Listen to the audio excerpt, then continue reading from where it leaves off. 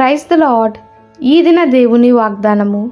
మీరు నాకు కీడు చేయనుద్దేశించితిరి, కానీ నేటి దినమున జరుగుచున్నట్లు అనగా బహు ప్రజలను బ్రతికించున్నట్లుగా అది మేలుకై దేవుడు ఉద్దేశించెను.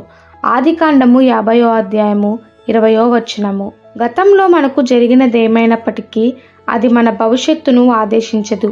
మనుషులు నీకేమి చేయాలని ప్రయత్నించినా దానిని దేవుడు నీకు మేలు జరుగునట్లు త్రిప్పివేయగలడు. దేవుని ప్రేమించు వారికి అనగా ఆయన సంకల్పము చొప్పున పిలువబడిన వారికి మేలు కలుగుటకే సమస్తమును సమకూడి జరుగుచున్నవని ఎరుగుదుము. కొన్నిసార్లు మన దేవుడెంత గొప్పవాడై ఉన్నది మర్చిపోతాము. యోసేపు తనకు జరిగిన అన్ని విషయములందు దేవునిపై దృష్టి ఉంచాడు. అతను కూర్చొని దిగులుపడి సనుక్కొంటూ సంతాప కూటములు పెట్టుకోలేదు.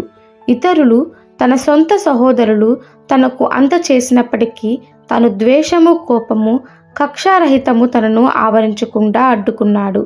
ఎందుకంటే దేవుడు తన పక్షముగా ఉన్నాడని, ఆయన ప్రతిదానిని చివరికి అందరికీ మేలు జరుగునట్లు చేస్తాడని తాను ఎరిగి ఉన్నాడు.